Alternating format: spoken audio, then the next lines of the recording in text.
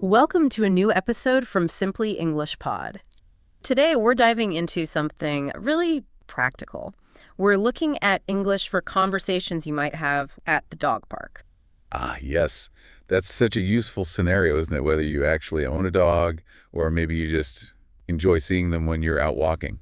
It's just a great relaxed place to strike up a conversation. Definitely. So the idea today is to help you start those chats naturally with other dog owners. Yeah, we'll be looking at how you ask those first few questions about their furry friends. Things like finding out what kind of dog it is, its name, maybe how old it is. And maybe a little about its personality, too. Right. We want you to feel comfortable and friendly in those kinds of everyday chats. And we've structured this into two main parts for you. First, we'll go over 10 really useful phrases. Practical stuff. And then after that, we'll actually put them all together in a full conversation so you can hear how it all sounds when it flows naturally. Okay, sounds good. Let's start with those phrases then. These are like the building blocks you need. Perfect. Okay, phrase number 1. What breed is your dog? A classic starter. And something to notice here is how in faster speech, breed often sounds more like breeds. It just blends together. That's a great point about natural spoken English. And of course, there are other ways you could ask this. Yeah, if you think you recognize the breed, you could try asking, is that a Labrador? Or maybe it's a dog you've never seen before. You could say something like, oh, I've never seen a dog like that before. What kind is she? Or what kind is he? Next one, pretty simple. What's his name? Or if it's a girl dog, what's her name? See that contraction there? What's for what is very common. And maybe a little tip on what's her name. Sometimes, when said quickly, that sound, it almost vanishes. It can be really soft. Yeah, that kind of sound reduction happens all the time in English. Yeah. Okay, then we have, how old is he? Or how old is she? With this one, listen to how all the words link up smoothly. How old is he? It almost becomes one flowing sound, doesn't it? It really does. Okay, next, a nice friendly one. She's so friendly. And when you say this one, try to put a bit more emphasis on, like, she's so friendly. Maybe let your voice go up a little. Yeah, that enthusiasm really comes across. It makes the compliment feel genuine when you're talking about someone's dog. It does. Okay, phrase 5 could be useful if a dog seems a bit, well, unsure at first. She's a little shy at first, but warms up quickly. That's a nice way to put it, isn't it? Explains the dog's behavior positively, like, okay, she'll be friendly soon. Exactly. Then maybe your dog wants to play, so you might ask, does she get along well with other dogs? That's quite important, right? For safety and making sure everyone's comfortable. Or maybe reassure the person. She's cautious with strangers, but she'll be your best friend soon enough. Yeah, you need to know. And related to that is phrase 7. Is she okay off leash? Or is he okay off leash? Now listen to your voice here. It naturally goes up at the end, right? Off leash. Yeah, that rising intonation, that's standard for yes-no questions. And maybe practice the sound of off leash itself. Feel how your mouth moves from the F to the L. Off leash.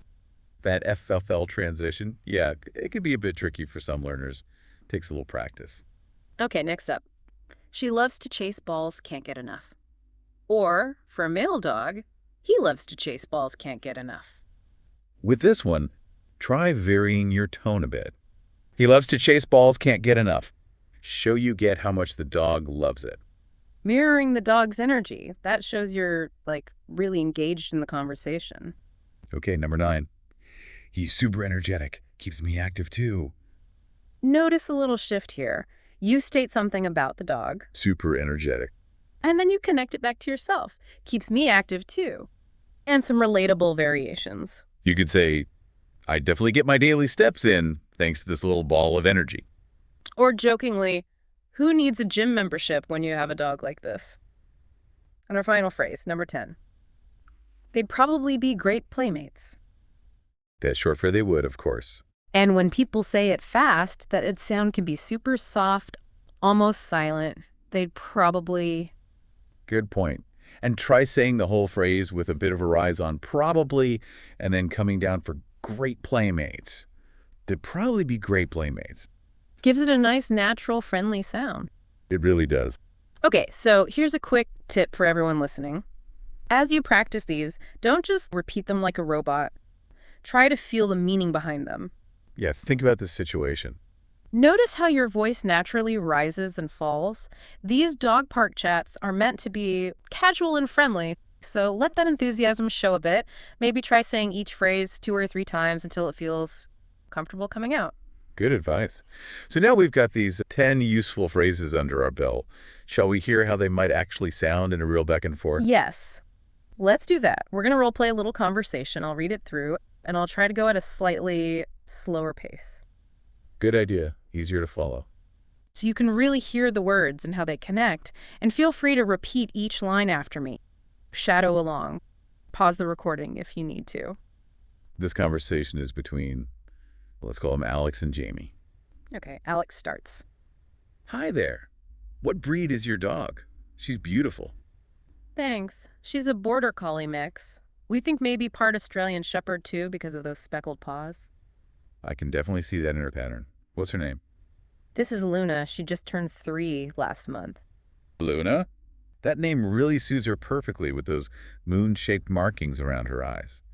Is she friendly with people she doesn't know? She's a little shy at first, but she warms up quickly, especially if you have treats. Oh, really? I actually have some dog biscuits in my pocket from training my dog over there. Would it be okay if I gave her one?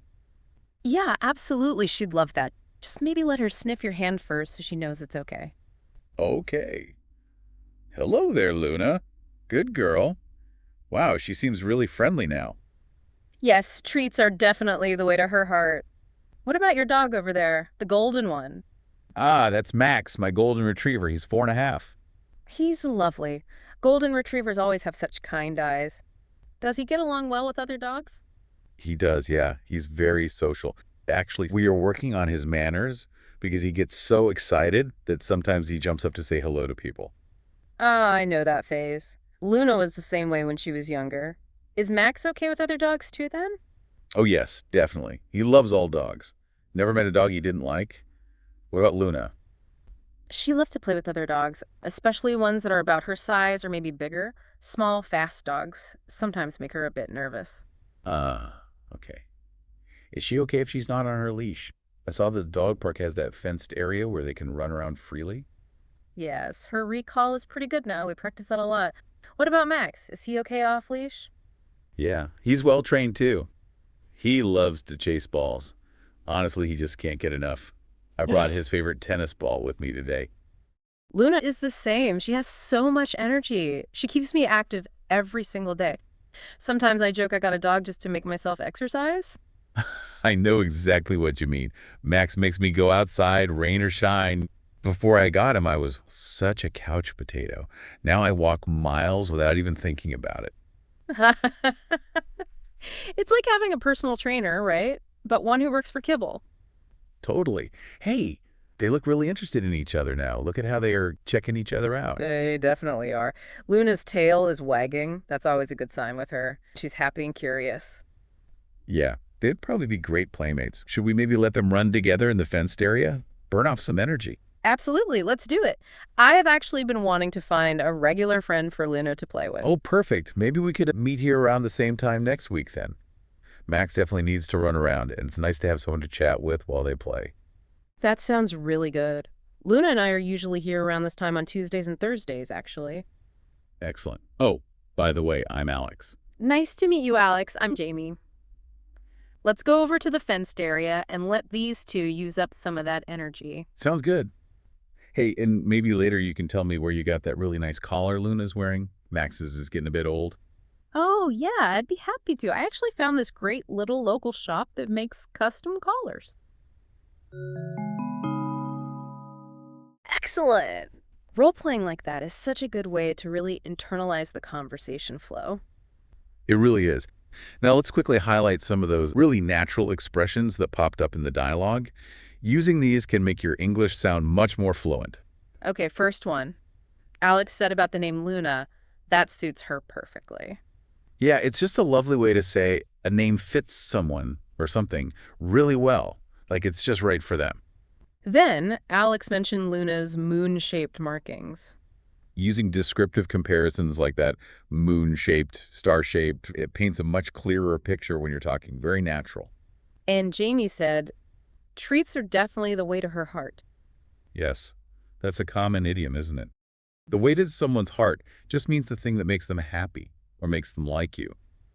Then Alex, talking about Max, said he'd never met a dog he didn't like. That's a great informal phrase. It just emphasizes how incredibly friendly and sociable the dog is.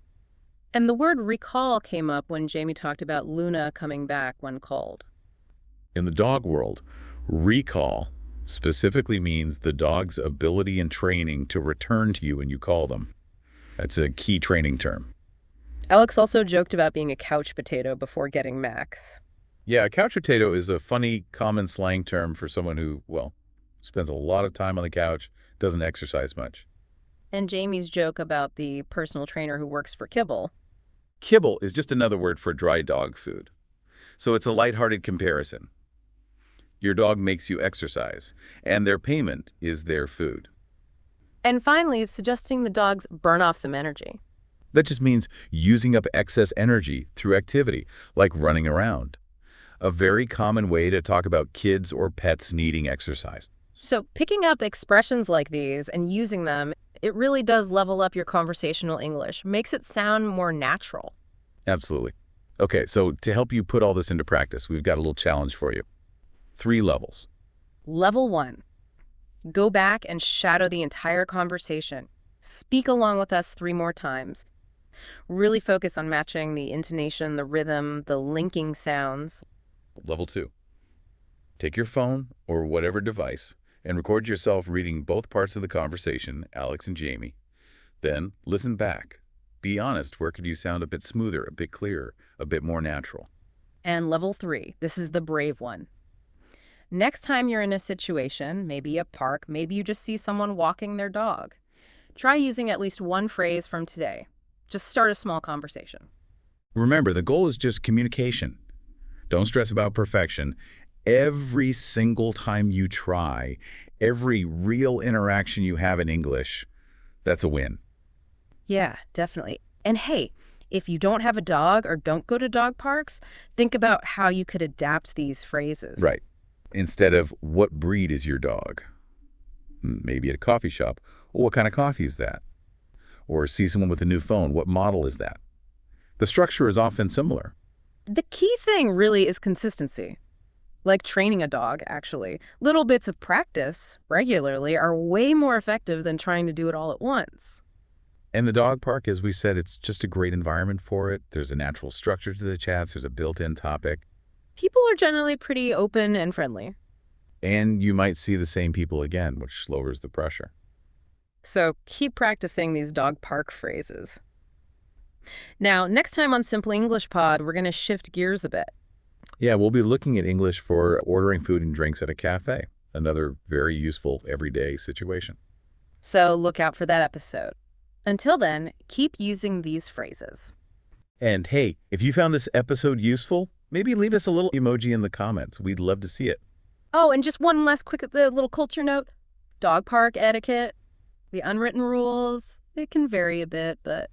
Yeah, in many English-speaking places, there are some common expectations, like your dog should generally be vaccinated and reasonably well socialized. And crucially, always clean up after your dog. That's a big one. Keep an eye on your dog, too. Supervise them while they're playing.